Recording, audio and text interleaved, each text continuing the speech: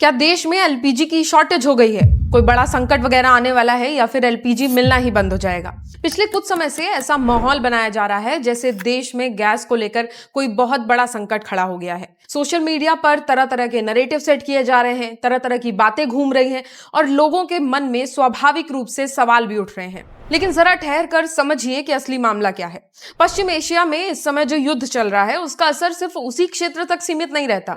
पूरी दुनिया की एनर्जी सप्लाई इस इलाके से जुड़ी हुई है और उसका असर दक्षिण एशिया तक महसूस होना बिल्कुल स्वाभाविक है। ऐसे समय में अगर सरकार ये तय करती है कि सबसे पहले घरेलू जरूरतों को प्राथमिकता दी जाए तो इसमें गलत क्या है? लेकिन विपक्ष को समस्या की गंभीरता समझने से ज्यादा जल्दी हर बार की तरह विधवा विलाप करने में होती है। मैं आपको थोड़ा डेटा भी बता देती हूँ कि आज भारत में 30 करोड़ से ज्यादा एलपीजी उपभोक्ता हैं। प्रधानमंत्री उज्ज्वला योजना के बाद से ग्रामीण घरों में एलपीजी कनेक्शंस तेजी से बढ़ रहे हैं, जिससे घरेलू मांग पहले से कई ज्यादा हो गई है। और एक ये बात भी है कि भारत के लिए आने वाले एलपीजी टैंकरों का बड़ा हिस्सा स्ट्रेट ऑफ हॉर्मुज से होकर गुजरता है। दुनिया के समुद्री तेल व्यापार का लगभग 20% हिस्सा इसी रास्ते से गुजरता है। ऐसे में अगर उस इलाके में तनाव बढ़ता है तो सप्लाई चेन पर असर पड़ने की आशंका होना बिल्कुल स्वाभाविक है। इसलिए एहतियात के तौर पर कुछ कदम उठाए जा रहे हैं। व्यावसायिक प्रतिष्ठानों द्वारा एलपीजी के इस्तेमाल पर निगरानी रखकर यह सुनिश्चित करने की कोशिश की जा रही है कि घरेलू उपभोक्ताओं को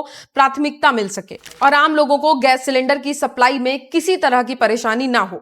उम्मीद करती हूं कि इस वीडियो को देखकर आपके मन में चल रही दुविधा काफी हद तक दूर हो गई होगी। भारत सरकार लगातार इन चुनौतियों के समाधान पर काम कर रही है। पाकिस्तान जैसी स्थिति जहां गाड़ियां, तेल या तनख्वाह काटने तक की नौबत आ जाए, यहां आने नहीं दी जाएगी। इसलिए आप चिंता मुक्त रहिए और इस तरह की अफवाहों पर ध्यान मत दीजिए।